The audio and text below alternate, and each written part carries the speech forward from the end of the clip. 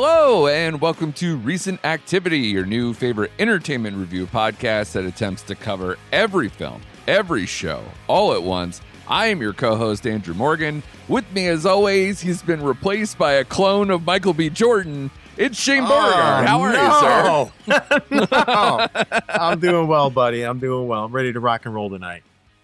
We can always use the extra help. You know what I'm saying? That's true. You know, we have so much going on. It wouldn't hurt to have a little Michael B. I loved his speech last night at the Oscars as well. It was great.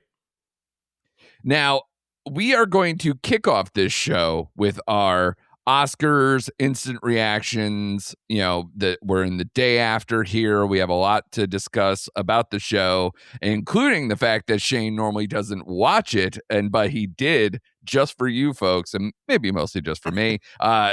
In a year that fit Shane very well, and we'll talk about all that later on in the show. We'll also do a little speed round because we have a bunch of stuff that we have caught over these last few weeks that maybe, you know, we couldn't fit into other episodes. So we're going to kind of do a little check-in on some movies and TV shows and a big trailer that is coming our way. So we will get to all of that. But let's kick it off with the Oscars, sir. We had a big night for especially two movies that, you know, we've done our reviews for and loved, and I got both of them in our end of the year draft. I'm very excited for that. I look like even better. It makes me look like a shining little boy. I love that. And of course, this is the second year of Conan O'Brien, and there was just so many movies that I felt like this year was a special year, and I was hoping that the Oscars would reflect it. Now, you as a person who doesn't normally watch the Oscars, as opposed to myself, who generally watches it every year or most years, how are you feeling about it? You know, from the get-go, it felt very, at least, suitable to your interests and tastes, especially we get right off the bat a weapons opening. So how did you feel about the night? And then, you know, how could we proceed with this with winners and losers and everything we can get to that? Absolutely. And I did watch this for you, Andrew. I just want you to know that, buddy. Because as you know, you typically do this with someone else, and I usually lay low for an episode. And so I got some big shoes to fill. So we'll see. But no, I loved the way it kicked off. That whole weapons segment was funny. I like Conan as host. I really do. I think he sets a good tone. I just like the humor he lays in there. It's not always hitting, but I think he does a fine job, to be honest with you.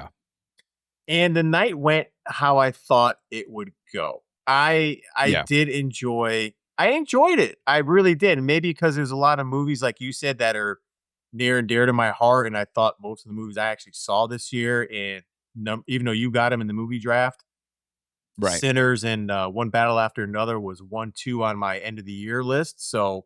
Right. Yeah, I really liked the intro. I liked Conan. These are highlights for me. I like the Sinners performance. Sure. Yeah, absolutely. The musical performance was great. I really like Billy Crystal coming out for the Rob Reiner in memoriam. Yeah, we can definitely get to that. Sure. Yeah, I like Barbara Streisand and Rachel McAdams coming out. You know, of course, you always omit a couple people. I was surprised like George Wendt or James Vanderbeek wasn't included in the memoriam. But, you know, you're always going to miss a couple people. Yeah. But yeah. Was Wendt this year? Yeah, he was this year. Yep. I don't know why I thought he was in the last in memoriam. And for him being in Cheers and stuff, but, you know, that being said, I wasn't surprised by I was so glad Amy Madigan won for Weapons. That kind of surprised me, but I'm glad she won. I was kind of hoping Sinners would win for Best Movie of the Year, but I have no problem with, you know, One Battle After Another winning it. I mean, they were the two biggest winners of the night. I'm glad Frankenstein walked away with some awards. Yeah. I knew they were going to clean up in those particular categories. And in fact, like, I think you kind of prefaced it a little bit. The night was very chalky. Yeah. Like, a lot of the people who I thought were going to win did win. There was maybe like upset, maybe two on the whole night. Otherwise, like, it was pretty common. Yeah. Or at least as far as like either the betting markets or a lot of the prevailing like pundits out there seem to have a lot of the same stuff going through. Right. And, some of the backlash today, of course, because you know me, I don't watch the news, but they said it was a little woke. I didn't find it that woke, to be honest with you. No, and in fact, some people are complaining that it seems like some people probably got their stuff cut out or other things that, like, it was very not apolitical, but like it was very tame. I've seen other years that definitely have more of a theme to it. I thought it was tame. To me, the only person that stood out who took shots was Jimmy Kimmel. Outside of him, well, and Javier Bardem got like a big thing for the Free Palestine and everything else. But outside, again, tame. Yeah, outside of that, it was very tame and it was very vanilla. So yeah, I enjoyed it, man. 7, it wasn't long. I don't know if they changed the start time. You can tell me that. Because usually it doesn't end. I think last year was 7:00 too. But I like it. Yeah, I like it I do being too. a little earlier. And in fact, we could get to other stuff too, but I do also want to put out there that not only do I want this start time earlier to stay, but I also want this whole show to be pushed back a month. But that's a whole other thing. Because did you have any feeling of like, when watching everything, like, yes, I love all these movies, but good God, we've all talked them to death. It's the middle of March. Like, this is so late now. It just feels so late. And I know they try to build momentum to it and maybe a horse race between, the big movies of the night and everything else. But God damn, man, like easily this could have been the week after the Super Bowl or the week in between because no one cares about the Pro Bowl. And it would be just as impactful, if not more. Yeah, I totally agree. I think it's too late. February would be perfect. As you said on the top of the show, I like Michael B. Jordan's speech. And the fact he went to In-N-Out Burger for a celebration, I thought was cool. That's becoming a tradition of a lot of folks. And sure. I came off really liking Ryan Coogler more because he's so humble, and you could tell he's shy and doesn't want praise. And I thought, I was glad to see. I did like Conan's joke about him, though. Yeah. Saying like, oh, you abstain from voting because you don't want to be about it, but everybody else did, so you're all fucking pricks. Yeah. So I liked him. The short, the funny video short that I liked was Conan doing the filmmakers editing stuff for the iPhones. For phones? I thought that was good. That to me was Id Otter or whatever, like inside The Godfather. Yeah, to me that was the funniest bit of the night that he had. But no, overall, there you go. I liked it. Yeah, I think it was, much like you mentioned, a huge night for PTA personally, getting his shine all of a sudden. Did you find it?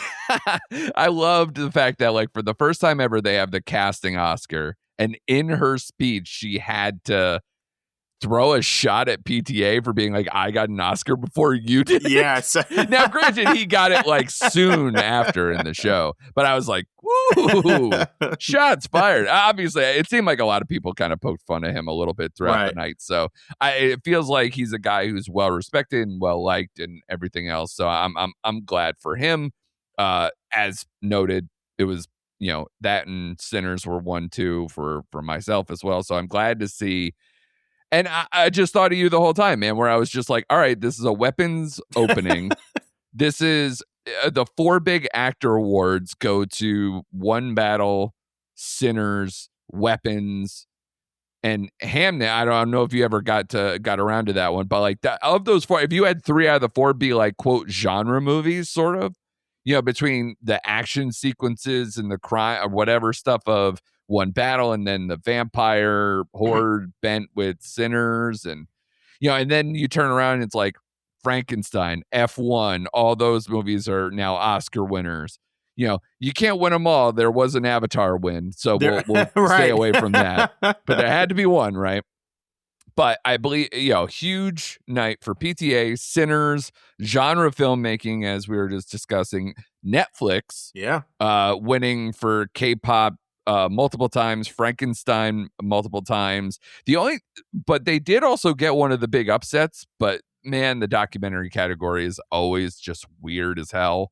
So, but the prevailing thought a lot of times is that if a Netflix documentary that's well watched enters as a nominee, like the My Octopus Teacher and stuff like that in the past, that it's gonna win. And last night, Perfect Neighbor was an odds-on favorite for that, especially because it had won a lot of precursors and a lot of people liked it and it was well watched. A top 10 movie, for Netflix, all these things. And then that lost. That was one of the only upsets. So that was an interesting, and I don't know if that's because during voting period, like was Netflix still buying, Warner Brothers at that time? Was it still kind of looking like they wanted to maybe send a message? I don't know. But that's a weird way to do that. I think it's just that branch is always very odd. But yeah, I definitely wanted to mention the fact that Conan O'Brien, I think, is like perfect for not only this time, but also just as a host. Because the way and especially for this kind of night, because he does seem to, it's not like when you think Conan O'Brien, you don't think like, indie filmmaking or like, the kind of quote Oscar bait type films like that. He fits in with that or whatever. But as the Oscars kind of gets more into genre stuff like a night like this, I think he's perfect. And then his writing staff has always been great. I've always loved his shows. The jokes were all on point. Even the stuff where he's bashing people in the room, like they bashed Ted Sarandos to his face, like, "Hey, look, we're all in a theater." That thing people love. You see how everybody's having a good time. But he did it, and he laughed. Like Sarandos was having a great time. So I think he just works. And he's so underrated when it comes to that. And in fact, like there were a lot of jokes that I didn't think landed as hard as I was laughing at home. So they almost don't deserve him. Right. But he was so good and I was so into it. They also bash things like AI. You mentioned watching the movies on the phone and everything else. So it kind of hit a lot of the hot button issues that I think needed to come out in a thing like this. I also so going into the night, of course I'm gonna, because I didn't put my picks out there anywhere. You're gonna be like, sure you did.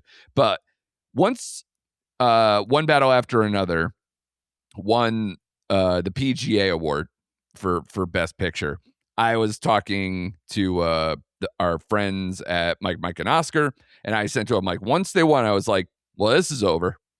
And they're like, well, I don't know, like Sinners, SAG, and then like Sinners has a big night at SAG and everything else. I'm like, cool. PGA is for me like one of the biggest precursors. If you win that, that's it. Like it's a wrap. If it's a close rate, I'm gonna go to that. And on the night when One Battle After Another won Best Editing, which was one of the rare times of like, I don't know, kind of a toss-up award. Like not everybody had their, definitive betting on favorite or whatever. It was kind of a toss-up, and especially two toss-ups between, say, Sinners and One Battle After Another. And editing tends to be every year like a big one. If you win editing, a lot of times go, oh boy, they're about to win Best Picture. So when they won editing, I was like, yeah, no, it's a wrap. Like I already thought it was a wrap going in, and then they won that. I was like, yeah, it's a wrap. And of course, PTA winning Best Director, that was a big thing. And then having those back to back, ending the night with the big One Battle After Another kind of stamp was great. And he deserves it. It's weird that I like this movie a lot, and this is going to be, when I close my eyes or if I think about, Paul Thomas Anderson, I know the movie's so new, but it's like, I already think Boogie Nights or There Will Be Blood first. So I wonder if this is going to have a legacy enough going forward to kind of overcome that, or if this is just another one of those like Scorsese one for The Departed kind of conversations. Right. Where it's, because, I think Goodfellas, I think all, give me a million Marty movies before I think of The Departed. Yeah, I mean, that's true. But you know how I feel about his movies. Like, to me, I close my eyes, it's always going to be Boogie Nights. Always. Yeah. Always. Yeah. But behind that, I think of this movie. So for me, it's going to have a long lasting impact, I wasn't a real big fan of There Will Be Blood, so to me, this slots higher than that. So, but like for Yeah. me, yeah, well deserved. Like I said, usually there's beefs or gripes with like, oh, they should. I don't have any beefs or gripes. Of course, I had my favorites. I thought, Sinners. I was Yeah. hoping Sinners would take most of the bag, but Right. they got what they deserved, man. And Ryan Coogler They got still, a lot. yeah, and he's Yeah. still a young guy. So I was thinking, hopefully he'll have other chances to stand up there and get nominated for Best Director, Best Picture again. So, you know, I think so. Everybody likes him. Everybody wants to work with him more and more especially now. now. And especially because he's branching out post Marvel and really kind of getting back to, maybe a little bit more of stuff that's, written and directed by him, doing original stuff, and then he can kind of slide in and Yeah. fill that role. So I have no problem with that. I'll tell you the And other he's skit. great. Go ahead. Yeah. You made No, me go think ahead. about Yeah. it when we're talking about technology and kids' attention spans. I also liked the Conan's Sterling K. Brown skit, the Casablanca one. Oh, I loved it. I absolutely loved it. Because again, another one shot at the bow of Netflix. Yeah. Where it's kind of like repeating stuff that's going on and everything else. I loved it. I absolutely loved it. It was hilarious, man. And I couldn't keep myself together. It was great because that's how some movies are. It's like you got to explain where you are and what's going on and remind people, yeah, this is World War II, isn't it? Like, it's stuff like that. Very on point with like just nailing how people view and take movies now and they don't pay attention. So you got to keep reminding them what the hell's going on. So absolutely. Great job. And you know that better than everybody because you're in double digits as far as how many shows you've watched this year. So. So you're getting repeated to all the time. Yes. But yeah, I think it was a great night. They did I agree with you that like the runtime didn't bother me. And I think it's because it starts earlier. Like it's not like it trimmed down. I think it was around the same runtime as last year where it's like 335, 340, which again sounds like a great ordeal. But I think because the movies, I really had a rooting interest in a lot of categories and they limited to the 2 song performances, and honestly it's all the ones I really wanted to see of those nominees. And then you had a great in memoriam. Yeah. And the only thing that I felt for them, because we talked about it before, whether on mics or off, the loaded, ceremony that it was this year of people we've lost in the last year, iconic people. And they did a great job. I'm glad that they highlighted the ones that they did. I'm glad they brought people out. You mentioned this already. And yeah, I definitely teared up listening to some of them. I was surprised more. I think maybe because Billy Crystal already primed the pump that like by the time I got to Rachel McAdams, I was like, oh, those hats. It was a great speech, and I enjoyed it, and it was really emotional. And the only thing that I did kind of go like, was it too late in the proceedings? Was so Duvall doesn't get one, but I thought about that too. Like you said, Redford and Keaton obviously deserve like standalones, but I thought Duvall might have too because I mean, he's right there up there with Redford. I mean, he's iconic. Oh yeah, and they kind of like just I don't want to say glossed over him, but I thought they should have made him stand out just a little bit more too. Yeah, he was still towards the end, but I feel like it got kind of rushed into because we need to do this Robert Redford thing. Yeah, I felt the same way. I felt they could have done a little more for old Duvall, man. Yeah. And Terrence Stamp, not as Zod. How dare you?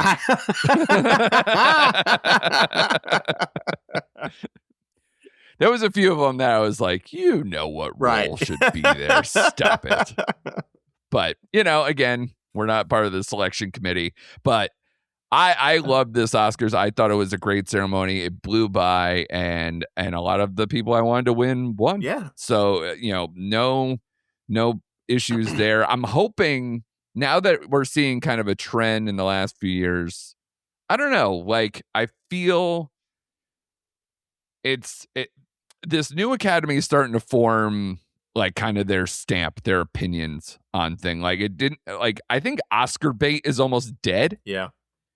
It really has to have I guess like what would you say like is the closest to like quote old school like Oscar bait? Is it just like Hamnet because it's Shakespeare, or I can't like, because this year when I was looking up and down, I'm like, I like a lot of these Yeah. nominees, and even the ones that I'm like I'm not in love with, like not to shoot shots at people, but I wasn't in love with The Secret Agent, and it got a lot of nominations, excuse me. Okay. Right. But it's not like I hated it, and I have some, I just like the director's other movie better. That's Yeah. all. Yeah. In recent memory. So that's and you know how much we love Wagner Moura. Oh, So, yeah. we could talk about him all day. But yeah, I just didn't feel like I didn't have any animosity. I wasn't mad at any selections, and there was just a great list of movies. So I'm hoping not every year could be great, but I think we're kind of getting to a point now where genre films, blockbusters can be represented easily and have a chance to win, which is huge for the Oscars.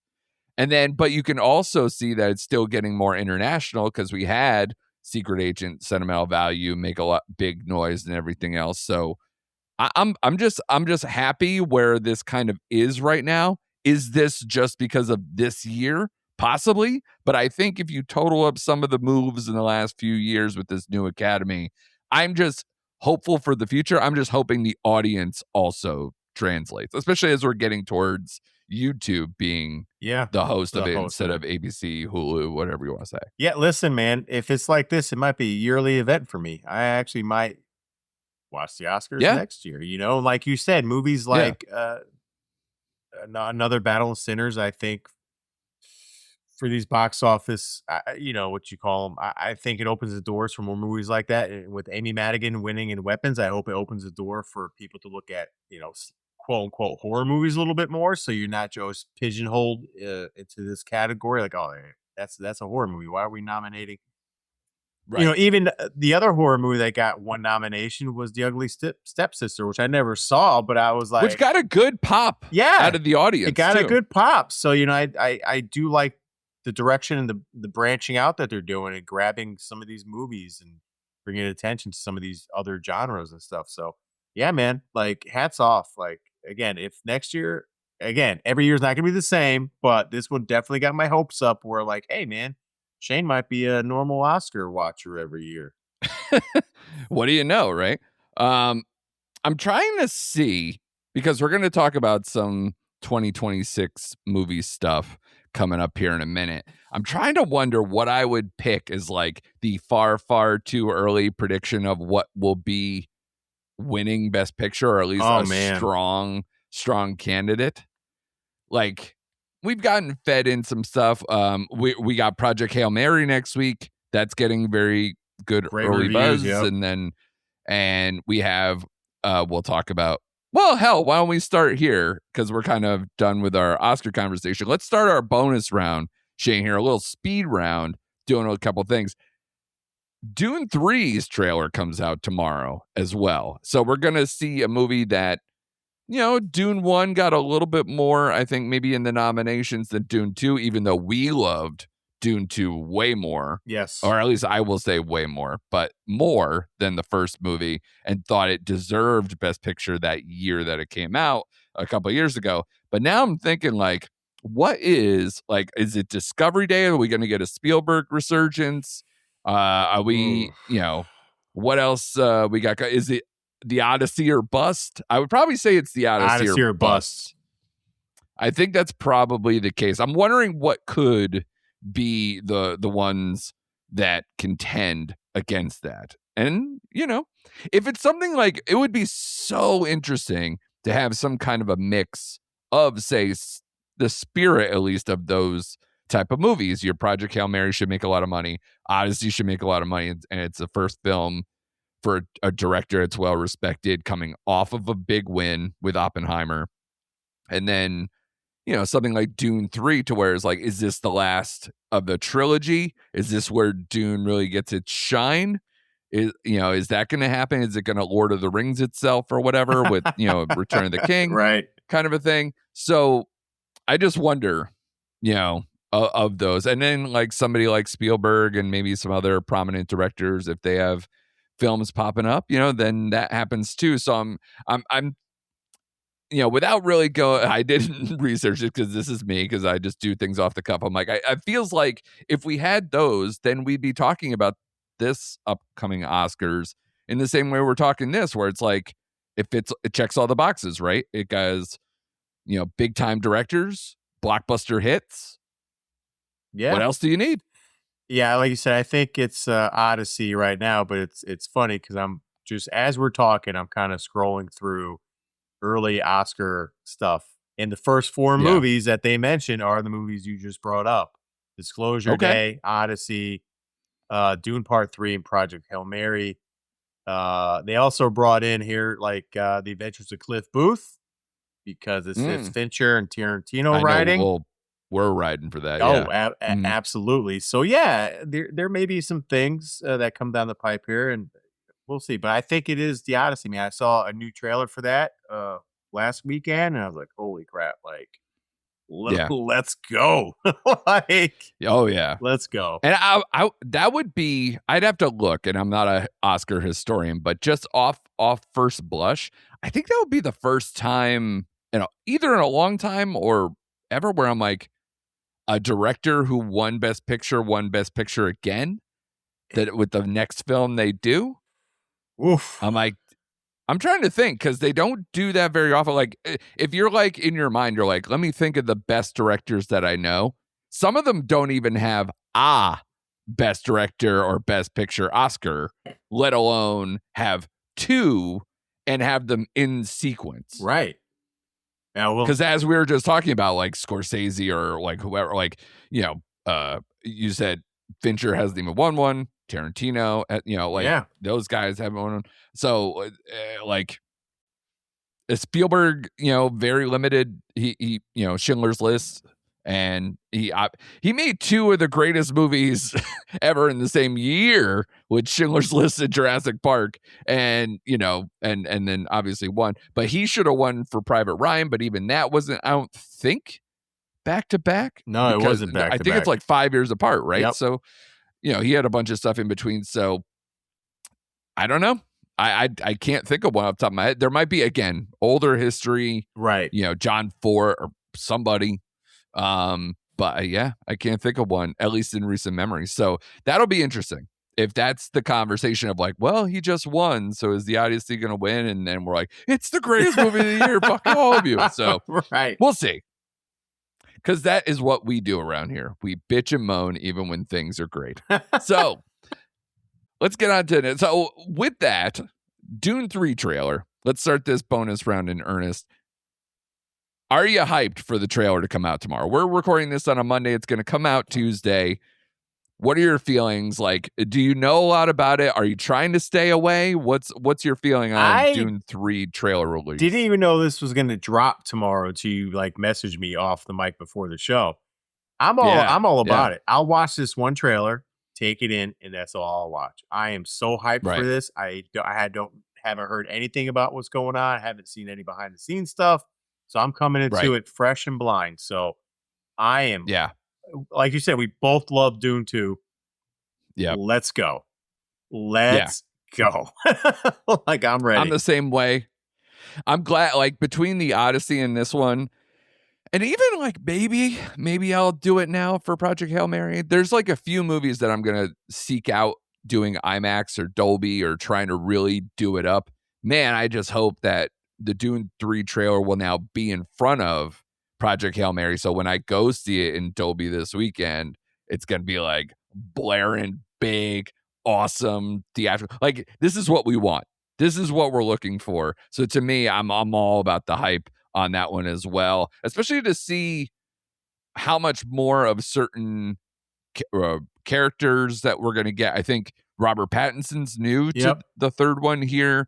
Are we going to get more from Anya Taylor-Joy? There's a lot of questions and a lot of characters that I want to see where we're at. So, and from what I understand, that it's a little different from, say, the story that was the third book. So we're going to see a lot of what the changes are maybe and everything else. So I'm curious to know when there's going to be a deep dive on this trailer that I may avoid because I just want to watch the movie. Right, exactly. At this point. I'm curious too what the box office is going to be like with this movie, especially since they're releasing it the same week as Avengers Doomsday, which I'm like, I think someone's going to blink because they can't share the IMAX. there's just no way. And well, so Dune 3, I think, has the IMAX. So I don't know if they're, going to be like, well, if you're in all the IMAX, we'll take all the other ones and here we go. But I don't think that's going to happen. So I think Avengers might slip back or forward. So you don't see, you don't think we'll see like another Barbieheimer or Appa Barbie? I mean, I'm all for it, man. I would take like a week off of work if those are all good. But not to reiterate, I did want to maybe mention this with the Oscars one. I know we're doing a quote kind of speed round here and we're not speeding. But at the same time, the Evans Robert Downey Jr. thing was probably one of the most painful things to watch in all the Oscars. It was bad. It was bad. And they brought him back out to do more. It was bad. And I actually put that more on Downey Jr., I think, than Evans. Yeah. Yeah, Evans was like, I'm into this shtick, and then Downey just kind of like folded like a, paper crane. Yep. I don't know. Yeah, it was bad. I'm glad you brought that up because that was cringe. I was cringing during the Downey stuff. It was. Like, yeah, all right. It's tough. And I did see some, pointed tweets being like, and this is going to be the great banter that you're going to see in Avengers Endgame. So buckle up. Well, I guess maybe with him and Dune character, it'll be better. So, all right, let's moving on to a little bit of current movies that we caught in the last few weeks. I wanted to kind of pick your brain on a comparison of two horror-adjacent, horror genre-tinted movies. The Bride, which came out a couple weeks ago. Christian Bale and newly minted Oscar winner Jessie Buckley as the leads on that, on a film from Maggie Gyllenhaal doing an update of her own on the Bride of Frankenstein story, versus Undertone, which came in third at the box office over the weekend, made just a little under $10 million in a very slow week. It was kind of one of the only big releases, quote unquote. So I think it kind of held its own. I didn't even know a lot of people who even knew what this movie was. So to make almost double digits in its opening weekend for a tiny movie like that, that's good for them. Cool. So let's do a little contrast and compare. Do you want to champion any of these, let alone do you have a pick, one or the other, that you liked better? Oh yeah, absolutely. I like The Bride better. I really did. Okay. Yeah, I did. Okay. Speak on it, because a lot of the conversation about that one was how much it got pushed back, how much money it needed to make because it was a lot of money, all of these things. So speak on that to tell me what you liked about it. Yeah, I will say this. It was the storyline at times was a cobbled mess, Absolutely. That's where I think Gyllenhaal lost me a little bit, was the disjointed storytelling with The Bride and Jessica Buckley's character, who I thought, Jesus Christ, I loved the way she went back and forth with the Shelley character in her head, like she's schizophrenic, like going back and forth. Like I thought she was great and kind of stole the movie. I'll give any director kudos for trying to go in a different direction with an iconic character. And again, I compare this more to a Bonnie and Clyde than I do a regular Universal monster movie. So kudos for her for trying something different. Right. Did it work all the time? No. I think the biggest negative I have for this movie is the Bride's actually backstory. Yes, you get the gangster that is choking and killing these women, and she starts a movement. Can I get more backstory on that and how she's linked up with the detective and how they know each other? Like, I needed more exposition with those characters and a little more history, and I felt like that was kind of skimmed over. Yeah. But on top of that, I liked the story, and again, I think I was just drawn in by the performances. So even as not well written or just badly cobbled together the story was, I actually enjoyed it. I walked out and gave it a 3 out of 5. Yeah. And I almost gave it a 3.5, but at the end of the day, I was like, I thought about it just a little bit more. And to me, just because of, I want that her character fleshed out more, I gave it a 3. It wasn't perfect, but like, again, kudos for her to try to go in a different direction. I would probably choose The Bride as well. The highs are better. And you mentioned it, a lot of it is in the performances. I think Buckley and Bale not only had good chemistry, but just individually really captured what the characters they probably wanted to see out of a story like this. I don't think the messaging, it was either too heavy-handed or just lost Yeah. at times. So I think you're right to say like the analogy of like, or the description of it being like cobbled together, or like kind of like loosely fitting, and maybe it got gutted a little bit with editing, because I heard the test screenings weren't so great and things like that. Maybe they made adjustments, but I don't know. I think the best part about it was about these two and their, connections at times. Like when they're really kind of getting into the get to know you phase and being on the run, some of those things, I thought it had a lot of charm. Yeah. It And was funny and at then especially parts. yeah, and to have like the musical number as well, like and some of the dream sequences and things like that. I think those really worked. I just don't know if I fully cared about the writer, or was like really invested in the outcome of any of the story, especially when it came to, Annette Bening, that whole Yeah. thing. Like I didn't really care. And the way it's set forth, I don't know. Like I just wasn't that involved. It just seemed to be like, let's put them in new situations all the time, and then throw in, this definitely very feminist story, and trying to, you know, eh, given the time period, trying to really show what a woman's place is, and then Oh trying to yeah. make it a little bit contemporary with it. And again, it's a movie that I was rooting for those reasons. I like you wanted to see a contemporary update on a movie that it's very well known. If you've seen The Bride of Frankenstein, the bride is not in it much at all. So it's kind of this ruse to just get more Frankenstein, Right. right? So it's great that they made it work enough to get people interested and can tell a story that's focused on the bride itself, and giving her some agency, even if it's in a schizophrenic way. Uh, so I did like portions of it, but I think it is at best a Yeah. 3. I don't think I can never get to 3.5 with it, but Undertone, I liked aspects of it, but I just thought it was so thin and really played up creep more than like being a story, or having a lot to take away from it. I think because it's leaning on it's a podcast that they're recording. They're unlocking these audio clips and then summoning some kind of, demon spirit kind of a thing in the house, and it gets out of control. And I thought there were some impressive visuals, but man, is it few and far between. It's really a slow burn. And honestly, the lead, I didn't care about her at all. I think it was very situational scary. There wasn't a whole lot of like, why is this happening? What does it mean? All this. It just plays on the creepiness of everything. And I think it's probably like a 2.5, 3 for me on that one too, because it's just, there wasn't enough for me to just grab hold of at the end of the day. Oh man, this movie was so painful to watch. It was so painful. You go slow burn, that's being kind. I almost fell Yeah, asleep several times during this movie. Like I'm not even kidding. sure. I had to stand up Yeah. and walk around a little bit because there were aspects like you said when they're on and recording the podcast stuff going back and forth between the two hosts. I like Right. that. Her Yeah. character, I did not care much for, and I know, like, her being pregnant was supposed to, like, coincide with what they're listening to, and now it's happening to her. Like, I just didn't care. I just thought at the end of the day, I just didn't care. It was so slow, and there were, like, a couple moments where I'm like, "That's creepy, that's cool."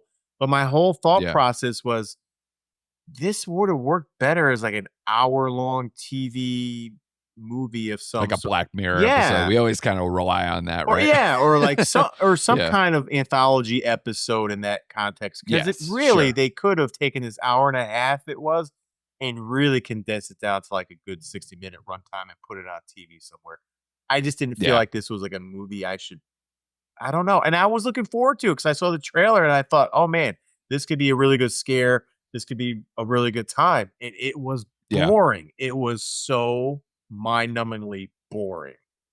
Yeah. So Because I believe that it got like a big pop either from one of the prior festivals. I want to say South by Southwest. I might be wrong, but it definitely got pretty good reviews before it even was right, released. And I don't see it. I think again, when you're in a festival like that and maybe you're seeing a lot of like indies that don't work, that this one at least like is coherent. Like right. you can ride with it and get some pops out of it. I did have some moments where it literally like, give me a little chill. Yeah, yeah. It But at the had same time, there's not enough or there's not enough story to warrant correct, anything better correct. though. They had moments where it kind of like gave me the shivers, but like it just was few and far between. And Yeah. at best, I could give this movie 2.5, and that's kind of being a little kind. Yeah. So I'm with you. Bride over Undertone, but I'm not exactly like full-throated selling either, but Right. you could take some moments from either. Uh the next one I got for you is Scarpetta, Amazon Prime. A new Nicole Kidman show that I will graciously say is not getting warmly received and also was just kind of dropped. Like I had no marketing sense of this whatsoever. And then all of a sudden I was like, wait a minute, a crime show with Nicole Kidman and like a deep cast of people around her that you're just like, man, I would have totally gone for this. And then based on a best-selling novelist, like first kind of like adaptation to it too, that this, I think they already got pre-approved for a second season before this dropped too. And all I kept hearing was, I read one article I told you is off mic. I think RobertEbert.com was like this mind-numbing show. And then I've heard, a bunch of like other negative things. So you actually watch this. You're almost done with this. They dropped this as a binge, Yep. right? It was just all just dumped along on Amazon Prime. What did you think about Scarpetta? Because, it's not looking great. It's somewhere between. It's not total trash, but it is uneven with the storyline. I thought as the mystery evolves and you get to know like what's really going on, that part was good. I just think some people were a little miscast. Uh, Nicole Kidman. Your boy Bobby Cannavale that you No, hate so actually, much? I do hate that guy with a passion. I still have no idea why, but yes. But yeah, he was actually okay. But I think Nicole Kidman was a little miscast as the lead in this show. And It looked like it even in the trailer. Yeah. Because I did watch the trailer to see if I was enjoying anything. I was just like, with what someone is with her going on here? And gravitas, she doesn't seem right. she doesn't seem right in this show. Neither does Jamie Lee Curtis. And Yeah. That's a weird pair. it is a weird pair because they're sisters in the show and they go back and forth. They're Sisters? sisters. Yes. Okay. What are we doing? Yeah. All right. So it's not a perfect show, but if you just strictly go on the case that they are trying to solve, wipe away all the exterior stuff with the family drama, which is hard to do. Uh-huh. It's just a meh kind of show. Do I want to see a Mm. season 2? I won't be rushing to see it, to be honest with you. And in fact, of Okay. all the Amazon shows that are coming out, and I'll only say this because it's another detective show and it's based on a series of books, Cross to me is like a superior Sure. show than this. This is not even close to Cross or anything Amazon's putting out, but it's not like a complete dumpster fire. I mean, there's aspects of the Right. show that are good. So I would give it a lukewarm response and say tread lightly if you decide to watch it. It's not, to me, you don't have to binge it. It's something you can watch like, hey, I'm going to watch one episode this week and then Right. pick it up the next week and just kind of space it out a little bit. Yeah. Excellent. That's, it's a tough one because I do want to shout this out, even though we're in kind of the speed round of all things, but Young Sherlock Holmes is sitting right there, Oh, baby. man, And that that's show another is good. show. Yes. It's it's one of my favorite shows of the year. Guy Ritchie doing Guy Ritchie things in this setting, in this period. You still get the Sherlock Moriarty thing. There are things you could roll your eyes if you're a long time Sherlock Holmes person. Hell, there's a perfectly good Young Sherlock Holmes movie from, I believe, the 80s, right? Yeah. That is very good that I enjoy as well. But this is definitely Guy Ritchie coded. So if you like the confluence of those type of things, obviously he did his own version with the Sherlock Holmes story already, but it's not as slick and like fully Guy Ritchie motion, slow motion action, all those type of things. But I think especially once you get into the family stuff, it's so so good. And it good. just rides. And it's bingeable as hell. Oh, yeah. So I believe it's 8 episodes. I inhaled them. In 2 nights, I inhaled it. Totally. Same here.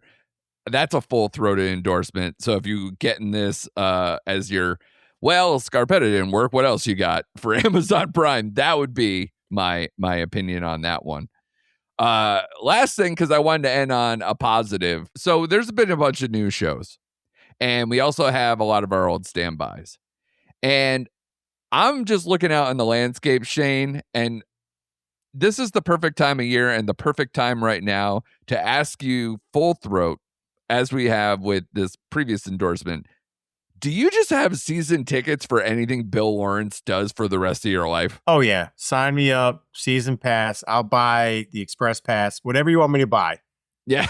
Yeah. I'm buying Same. it. This guy is on fire. I mean, he is on fire. And we'll talk about the shows that he concurrently has going on right now. And one that I forgot that it was coming out in Rooster. I didn't even know that was a thing because I was looking for something to watch. I'm like, Rooster, I'll give it a right. shot.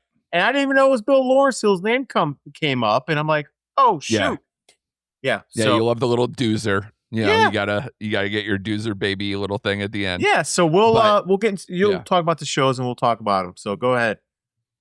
Absolutely. I mean, this guy, as you mentioned, 100% on fire. He has the Rooster premiere just happened for HBO. You have Shrinking season 3 that we've been talking a lot off mic about it, and we talked about it a little bit here. Every week I'm just like gut punch. I'm either like elated or gut punch or both or both. And this show is so well balanced. I love every character. I love every storyline, and even people they just kind of like bring in to like, you can kind of see the writing on the wall. Like they're just bringing this in so you could devastate me with it, and it still works. It doesn't matter, and every storyline matters, every character matters, and I just love that show. It's probably like my favorite thing. Looking forward to it every single week. And then I was surprised because you have the Scrubs reboot or revival, update, however you want to call calling it now. Because it's weird, right? Like if you look it up, they don't count it as like the last season of Scrubs. It's like this new kind. It's the Scream like Scream 5 or whatever being like it's Scream, but it's not, whatever. It's that whole thing. I hate it all when they do that. However, I'm very glad that I actually genuinely enjoyed this, because not only is it very much reminiscent, of the old school Scrubs feeling, that kind of fun and balance between characters I really like. Some of them are kind of like, it's a little like, oh wow, they're kind of like, they don't have as much of that sharpness or maybe some of that life left in their character, but I think they do a great job of bringing in current medical issues and issues with healthcare and being realistic, and still having a lot of that JD and Turk fun buddy cop kind of a vibe in the hospital setting that I just absolutely eat up. And I think after they kind of got through this is where we are now, first episode and a half, I think now it's really getting into like the jokey. This show is 20 minutes of content. Let's just go for it kind of a show. And I'm all in. Have you caught that at all yet? Yeah. No, I love it. I love this show. I was going to try to wait till more episodes piled up. Yeah, we're like at 3 or 4. Yes, four.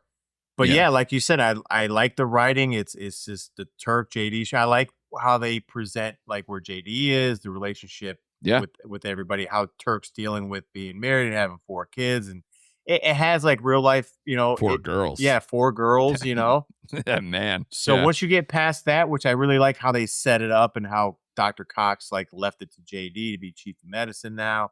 And the whole thing. And again, it's zippy, it's funny, it's just typical Bill Lawrence, man. And I love the new cast of young characters they brought in. I like the British kid and the girl that he's kind of in love with. And I love the handsome guy who's just like But then it brings Yeah. you down with the moments how, like, the episode where he wouldn't go see the guy's wife in the car and she ended up passing away. And it's like, oh, man. Like, it still hits you, Yeah. you know? So, It does. And that's classic Scrubs too. And honestly, classic Bill Lawrence. yeah, it's classic Bill Because how many Lawrence. times do we get that with Shrinking where it's like, oh, we're all joking until like, oh shit.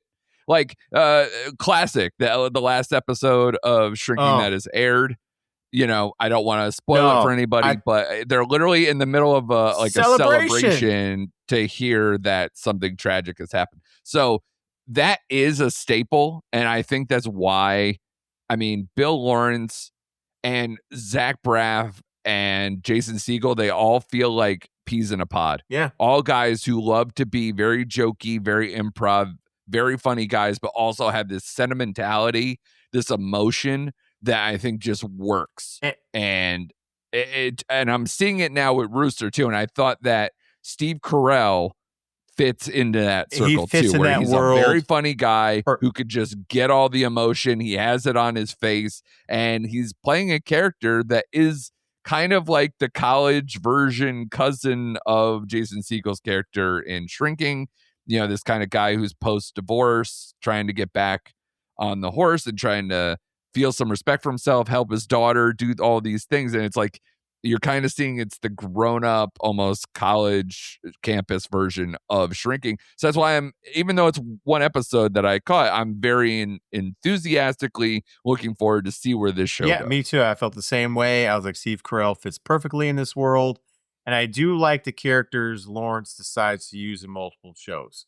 Like, I don't know if you noticed, the handsome intern in Scrubs was the bartender in Rooster, who they kept getting the peanuts from. I don't know if I caught that. Yeah. Yep. Oh, well, and then, of course, we got Jamie Tart. Yeah, Jamie Tart's in there. We haven't even said the words Ted Lasso, really, that too much in this. But, yeah, Jamie Tart is in this show, and I was like, I'm glad to see him back. Yep. Dr. Cox is in Rooster he's as well. Great in he that. plays the D. He's hilarious. Oh. Yeah. All that stuff in the sauna and the plunge, cold plunge and it was great. Absolutely great. So, yes, a lot of people I like, including Carell, and it's a good part for him. And I wonder how it's going to work out exactly what he's looking for. I don't know if I fully have the mission statement out of the first episode, but I don't really care if it's on the vibes and really kind of tackling modern campus culture and education, which they kind of already have. I was going to say, it already Plus kind of has. having a family story and a relationship story and whatever else they got going on. I'm in for it. That sounds great. Me too. Sign me up, brother. I know. Bill Lawrence, man. And then we got to have new Ted Lasso probably coming out maybe by the end of the year. And a show we mentioned off mics, Bad Monkey's coming back at some point. Is that this year, though, you think? Yeah, I looked it up. I know, again, it's still active. Right, but, they're in pre-production, I think I just read. So they haven't shot it yet? They haven't shot it yet. So probably not 2026, but definitely 2027. Yeah, but yeah, keep it rolling, man. Yeah. Keep this all the Bill Lawrence shows that we can. I know he has a Sarah Chalk, outside of her Scrubs thing. I think there's another project that they're looking for that. And man, we're just going back, like a guy who got his start with like Spin City as being a showrunner, wrote on things beforehand, but the first time he was like kind of like head man in charge, and that was a really fun sitcom before he got into the Scrubs thing, and then Cougar Town, and gosh, this guy is just a hit maker. He rarely misses. So just all the kudos. And Shane, did you know Bill Lawrence from Connecticut? Did not know that. Where in Connecticut does he hail? Ridgefield, I believe. Okay. Did not know that. So, all right. I just need to get a hold of him. I just need to be like, man, kindred spirit, you fill me with such joy. I just need to say thank you, give him a big hug, and move on from there. So big ups to Big Bill. We appreciate you, brother. And we appreciate every one of you out there for being with us for a nice long episode, coming back after we missed last week. So appreciate you guys for being here. hope you guys like the Oscars. Hope you guys have some opinions on some of the things that we have done in this episode. Be sure to drop us a line either in the comments on our YouTube video of this episode, or hit us up on the socials at Recent Act Pod, where we have a new solo mission from Shane. He put out his feelings that I know I desperately was waiting to hear for Jason Statham's Shelter. I did need to know, because, you know, he is following a pattern. Of course. That I want to know whether the spell is broken for you, or where it lands in his most recent, like, you know, he's hiding away somewhere, then someone pulls him out of the darkness, but of course he has like an unreal set of skills and he has to protect some child or some person, you know, child endangerment or whatever storyline. So I need to know, you know, and obviously I watched your video, so I do know, and you all should do as well, where it lands between Working Man, Beekeeper, and now Shelter. And man, I got to look to see if he has some new ones coming up and whether it fits the same mold. If this is just what we're going to get. Just keep them coming. Statham going forward. Yeah. So be sure to check out Shane's review of Shelter on our socials, Instagram, and hopefully I should be able to put that on YouTube if you're a YouTube subscriber as well. So thank you all for coming here, and we got a lot on tap. We have Project Hail Mary this week. We have Ready or Not 2. Big week. Coming out this week. So yeah, definitely going to be at the movies all weekend. Gonna try to, you know, fill it up. And oh, by the way, I will have my latest What's on Netflix review for you, because Peaky Blinders: The Immortal Man, if you haven't caught it in its limited run out in theaters, which I did. So if you have a chance before it drops on Friday and want to go see it on a big screen, that is out in limited release right now. And then it'll be out on Netflix on Friday, and you can see my review on what'sonnetflix.com. Thanks again to everyone for watching, listening, however you ingest us. Find us on Spotify, Apple, YouTube. We are everywhere. You should find us. We should hang out. So please, watch all these movies that we got coming up that we're going to be excited to talk about next week for more recent activity.